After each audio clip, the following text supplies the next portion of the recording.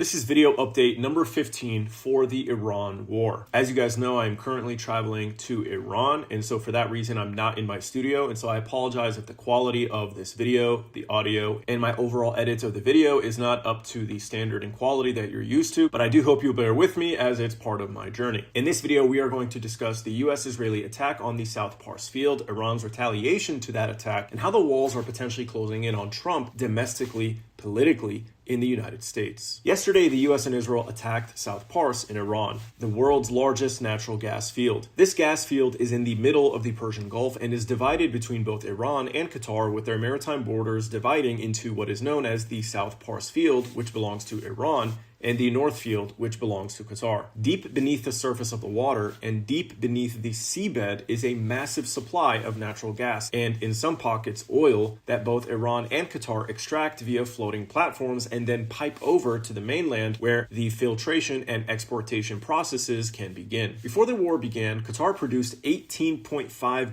billion cubic feet, which is 20% of the world's natural gas, amounting to roughly 80% of Qatar's government revenues. So essentially, Qatar's entire economy is dependent on this single gas field. Iran, on the other hand, only produces about 2 billion cubic feet, which is still a lot, but is clearly dwarfed by Qatar's production. This disparity is because of the sanctions on Iran that have denied them the ability to innovate, expand, and upgrade its infrastructure. However, don't let the disparity fool you. Iran's side of this natural gas field is rich in both oil and gas, and is an important part of the Iranian economy and the global energy market. Plus, it is also important to Iran's domestic energy supply, as much of the gas is piped all along the country to major cities. It's unclear if Israel struck any platforms in the ocean, but we do know that they struck facilities on the land that connect the gas field to these different facilities via the pipelines on the mainland. This was an incredibly foolish escalation, as it further drags Iran to the point of a suicidal no return. As I've shared previously with you all, Iran has taken significant damage, but still maintains enough infrastructure to exist as a state. Should this gas field and other sites be destroyed, Iran will have no choice but to enter a suicidal state and destroy the energy infrastructure of the entire Gulf, including the UAE, Oman, Qatar, Bahrain, Saudi Arabia, and Kuwait, ensuring the entire world is set back on crucial energy supplies for at least the next 20 years. In retaliation, Iran immediately gave evacuation notices to a number of different facilities across the region and then attacked them with ballistic missiles and drones, producing massive explosions and fires that continue to burn.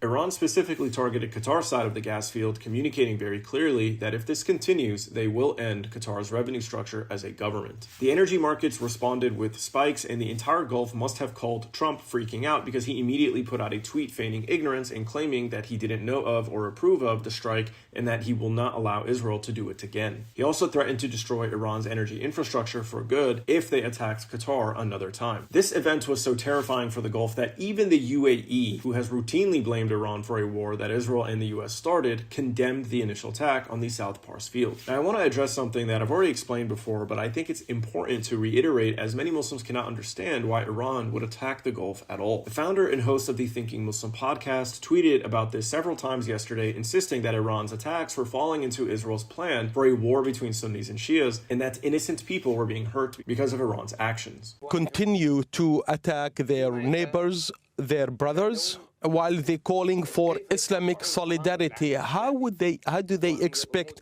Islamic solidarity and support while they attack Islamic countries? He and many others don't seem to understand that the Gulf is complicit no matter how many times they feign innocence and ignorance. They host the bases that provide the maintenance for the planes, the airspace that allows for US and Israeli fighter jets to refuel midair on their way to Iran, and allow for their territory to be used for rocket artillery systems to shoot missiles at Iran. The Gulf also invests billions of dollars in Jared Kushner, the Israel First Zionist Jew controlling Trump's White House, who formulated the plan to ethnically cleanse Gaza with the so-called Board of Peace and co-led the fake negotiations with Steve Witkoff that ultimately led to this war with Iran. So they are directly complicit and therefore a justifiable target for Iran, who is legitimately in a war of existential survival as a state right now. Beyond that, however, Iran is fighting an asymmetric war against a superpower. They cannot go head-to-head, toe-to-toe with the US. They cannot hit their territory. They cannot shoot down their jets. They cannot assassinate their leaders. They cannot destroy their domestic infrastructure. They cannot inflict equal pain, at least not directly. What they can go for, however, is their economic Achilles heel, which is oil and the petrodollar. The dollar is the world's most important currency, despite the fact that the banks have destroyed its value with inflation and speculation. This is because oil and gas is traded in dollars. Every economy on earth must buy dollars to buy the energy they need to power their economies. So this petrodollar is sustained by nations conducting energy transactions for imports and exports in dollars. By closing the Strait of Hormuz, Iran can now and has already demanded that nations conduct transactions in different currencies like the euro or the yuan, to gain safe passage through the strait. This puts the US dollar in danger. But just in case that this strategy cannot last forever, Iran can and will exercise a final option, which is destruction of the entire energy infrastructure in the Gulf, which would devastate the global economy, plunging everyone into a severe recession, if not a depression, which would trigger revolutions, uprisings, and political fallout all over the planet. It's Iran's equivalent to the rumbling. In many ways, it's actually just as devastating, if not more devastating, than having a nuclear weapon. And it's something that most military experts understand that Iran probably can and should exercise as a threat in the event that their survival is at risk. So while it may seem unfair to the Gulf, especially a nation like Qatar, which is clearly distinct from Saudi Arabia and the UAE in terms of their foreign policy, it is unfortunately a cold hard reality that their nation is geographically, geopolitically,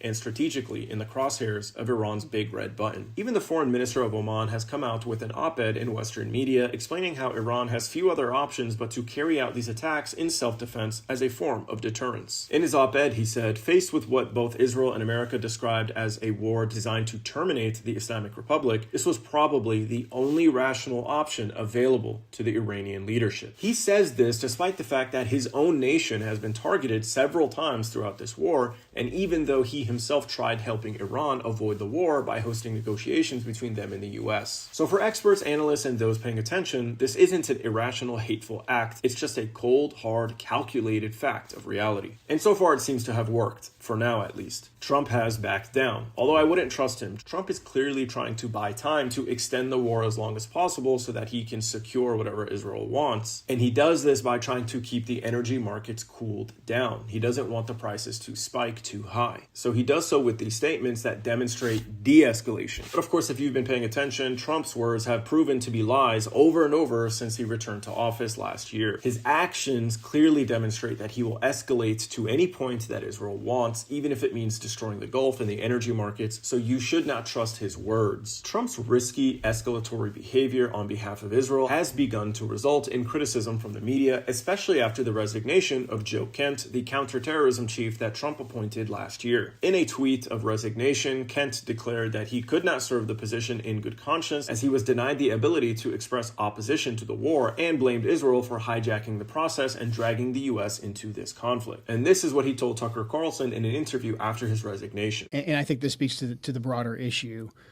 Who is in charge of our policy in the Middle East? Who is in charge of when we decide to go to war or not? In this case, with what the secretary described, and later on the president, later on the Speaker of the House, and the way the events played out, the Israelis drove the decision to take this action, which we knew would set off a series of events, meaning the Iranians would retaliate. And Charlie Kirk was one of President Trump's closest advisors, and he also advocated heavily against a war with Iran. He was in the Oval Office in the lead up to the 12-day war.